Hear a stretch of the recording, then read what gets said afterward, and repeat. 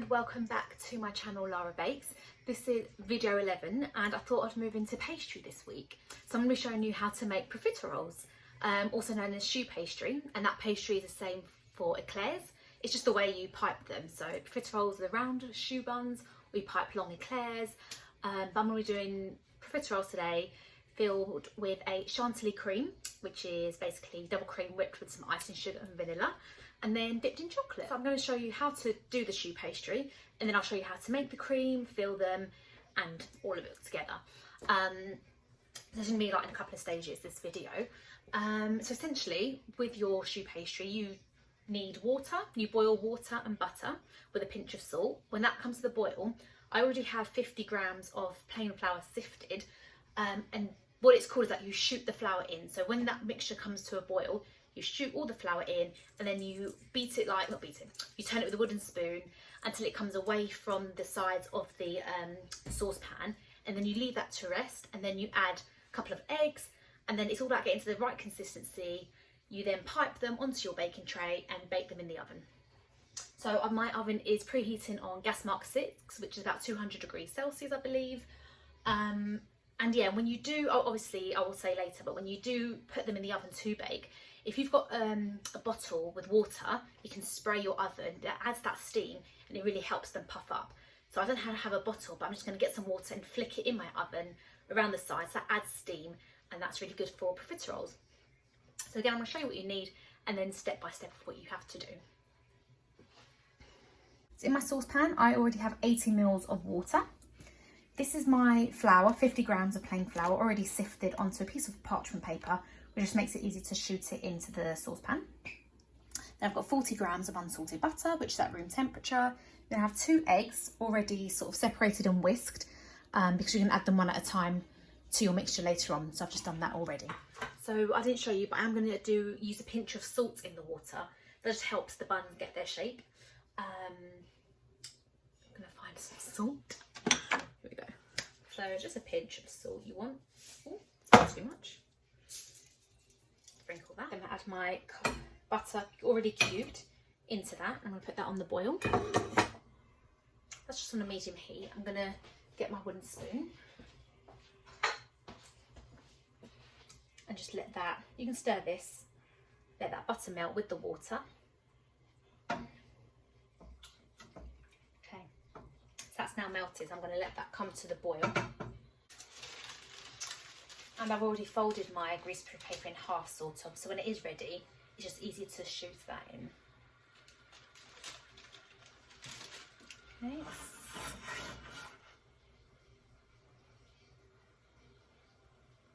Right, it's starting to come to the boil. Give it a couple of seconds. I'm going to shoot that all in. And with a wooden spoon, this is where you now have to turn it. You can see that mixture starting to come together. This is the roux stage. And you're cooking off the flour. You really want to give it a good mix.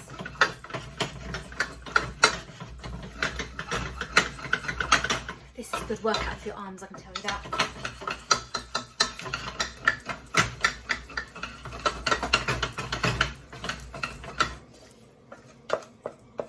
Okay. So now I'm just leaving that to cool for about a couple minutes, 5 minutes, just let that cool. So, bear in mind I haven't made profiteroles in over a year, so I'm a little rusty. So this is a little bit more of an experiment for me too. So yeah, let's see, I'm hoping it's going to come out really good. You can let that cool down. And what I am going to do, the next stage you can do by hand, is when you're going to, once that's had time to cool down, you're going to add your egg mixture, your whisked egg, and then you're going to turn it and you're going to beat it. But I'm a bit lazy, if those who have watched other videos hasn't already gathered. So I'm going to get my KitchenAid, my freestanding mixer, and that's going to do the work for me. So yeah, so all it is, you're going to put that in the bowl, and once it's ready you add the first egg, you mix it, and then the second egg you're going to slowly add a bit at a time, because I don't believe you're going to need the full second egg. Again, it's by eye, and I'll show you the mixture that you're looking for. So yeah, just going to give that a couple of minutes, and what you will need the piping bag for you to pipe your choux buns onto the baking tray, and I've got a baking tray lined. We have some greaseproof paper ready. Okay, so all I've done is transfer the pastry to the mixing bowl of my mixer, and I'm going to add the first egg and get that all mixed in, and then slowly we'll add the second egg, but judge it the consistency. Hopefully we'll get the drop-in consistency that we're looking for. So first egg going in. I'm going to mix this just on like a medium speed. So you're looking for that egg to be really soaked up by the mixture, which is what it's doing now, so it won't take that long. I'm just going to add bit by bit of the second egg.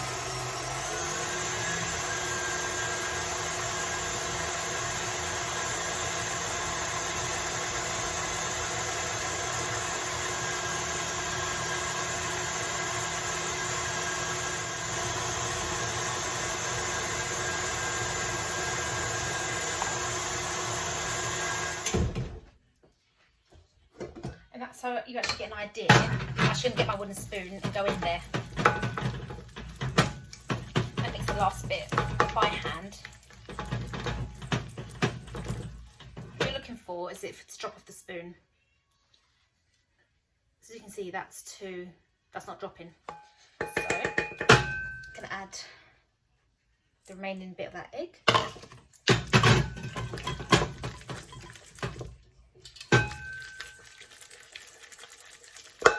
I'm going to use my arm, my hand, this last mix. There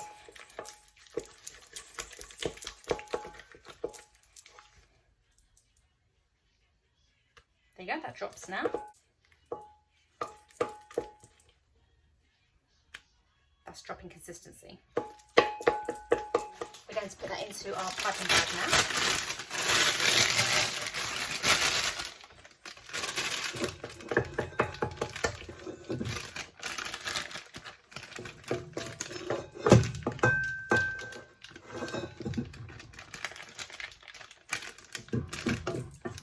This bit is usually easy if you have someone to help you, but it's fine. Just got that piping bag in one hand and then getting the mixture with the other one.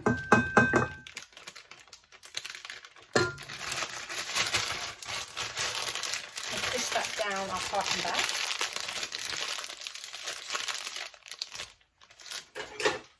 So what I'm going to do now is just cut the end of the piping bag. That way we can push it down. Push all the mixture down. Now we're going to pipe little choux buns. If we start here, I'm going to pipe, then pull away. You want to try and get the same shape, size if you can.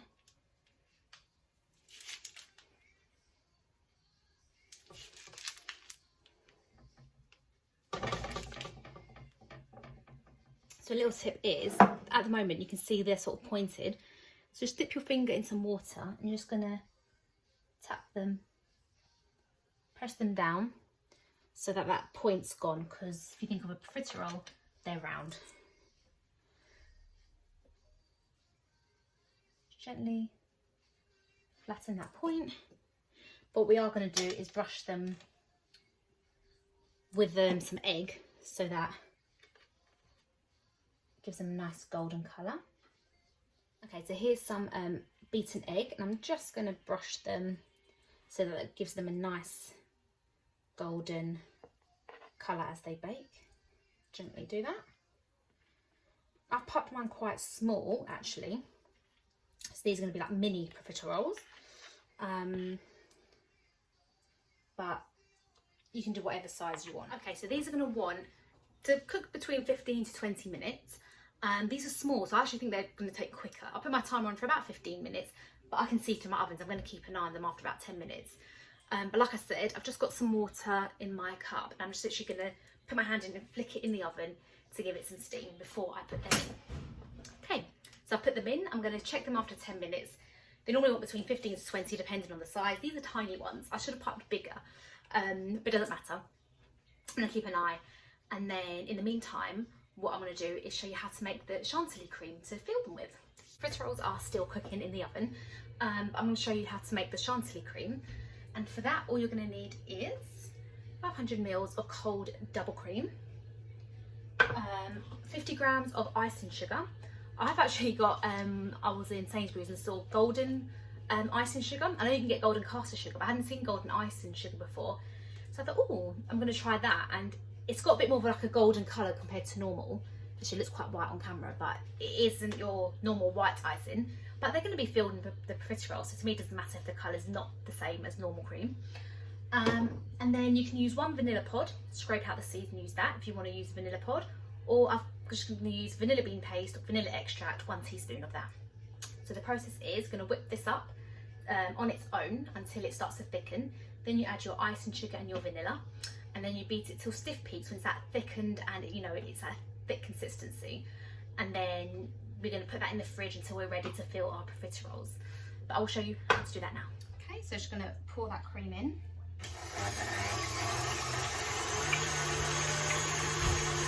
We're really going to let that thicken a bit before we add the icing sugar and vanilla. It's starting to thicken. Okay, so you can really see that. I'll show you how much thicker that is. And this is where I'm going to add the icing sugar and a teaspoon of vanilla. I'm going to whisk this to stiff peaks now. Start on a low speed so the icing sugar doesn't puff up in your face. And then once that's started, go higher.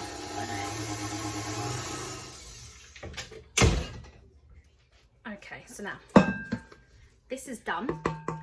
I may have let it whisk a little bit too long because it's nice and thick and that's stiff peaks. It's more stiffer, it's not liquid. And what I'm going to do with this, as you can see, that's stiff peaks. All right, I'm just going to taste a little bit. Oh, the icing sugar, and then I'll make that taste blooming delicious. So yeah, so I'm going to keep this in the fridge until our profiteroles are ready. I've had a little peek and they've puffed up really nicely from what I can see.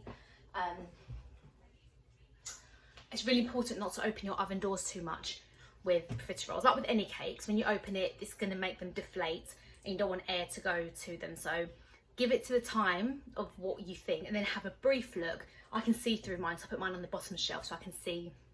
They want to be like a nice golden colour over them. I've got a couple more minutes, so I'm just going to keep an eye on them and then I will show you when they're ready. In the meantime, I'm going to put my Chantilly cream in the fridge, ready to pipe them when they've cooled down. And I'm also going to dip them in some melted chocolate. So I'll show you what chocolate I have. So I've just got some milk chocolate, but often you see profiteroles as darker chocolate. I don't mind dark chocolate, it's not my favourite at all. I prefer milk chocolate. That's just what I'm going to do. You could do them in white chocolate if you wanted, or even glaze them with caramel. So a croquembouche is like those famous profiteroles towers, and you stick them together with the caramel. Not doing that. I don't have enough for a croquembouche. Taking them out of the oven, and I want to show you. So what I'm going to do is they've puffed up so nicely. What I'm going to do is with a knife, I'm going to poke a hole in the bottom. That's going to be where you pipe the Chantilly cream in. Once I've pierced them, the air's going to come out, and I'm just going to return them to the oven. I've turned the oven off though, and just that helps dry them out even more because you want a dry, crusty shell to be able to pipe in your cream. So I'm going to show you what they look like. See how lovely they look? Literally, all I'm going to do is, bear in mind they're hot, I'm just going to poke a hole in with your knife underneath the bottom. Okay, I'm going to turn these to the oven just to help dry them off a bit.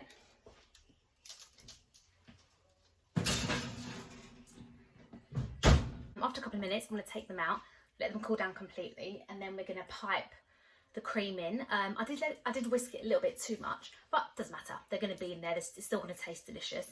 And then I'm going to melt some of the chocolate and dip them in. And then we're going to try them after.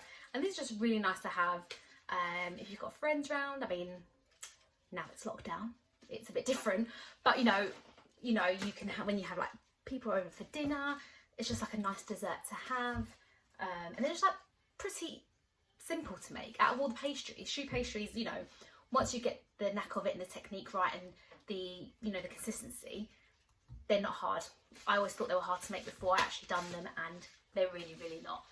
And it's like a yummy dessert to have, and they're really delicious. And you could fill them with anything. You could fill them with some salted caramel if you wanted, or drizzle salted caramel over your profiteroles. Pipe eclairs, like the long, in long little sausage shapes you would, if you don't want them round. And then you could top that with chocolate or fondant ice. Be as creative as you like. I've just gone for a classic profiteroles just to show that anybody can make them. Okay, so I kept them in the oven for a couple more minutes with the oven, the gas turned off, just to dry them out. And now they're cooled down and ready. So I've got my chocolate melted in a bowl. I just did it in the microwave, didn't do it on a bain-marie on the gas, just quick and easy. I've got my cream here in a piping bag, kind of overfilled it. I'm going to show you how to do it. So I'm going to pipe them all with cream, dip them in the chocolate, and then they're done. Just want to make sure that hole is nice and big enough.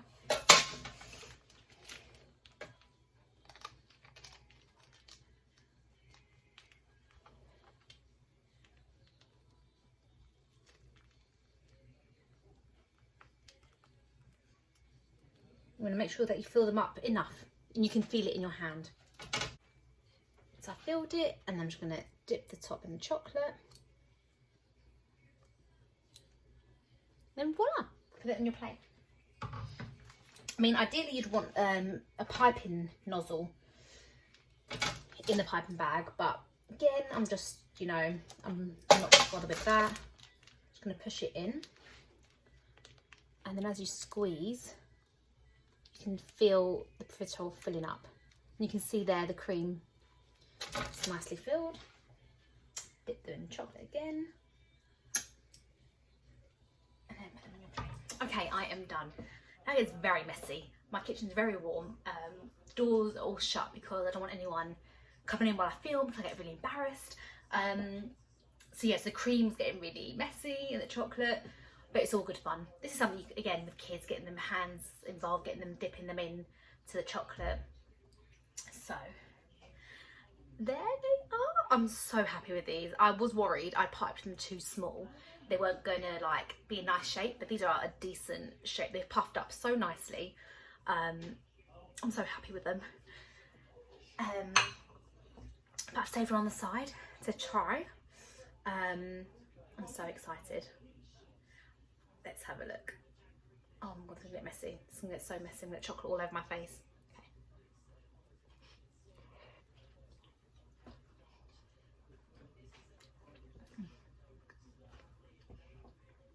That cream.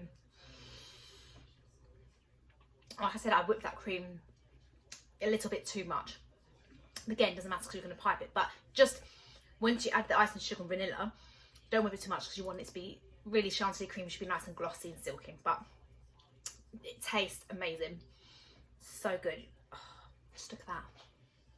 That filled with cream. Oh, the chocolate. I'm going to have to go for a run tomorrow after this. This is, oh my god, it's so good.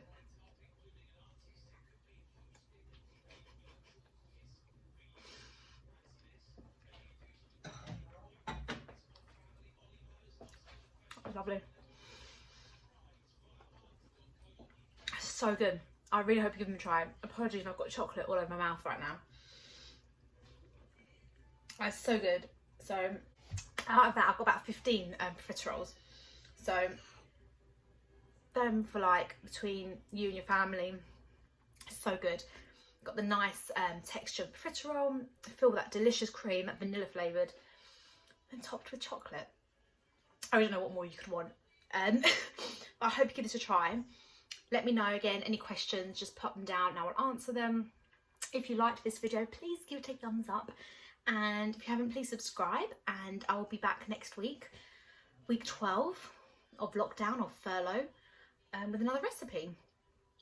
So happy baking. Thanks for watching. So good.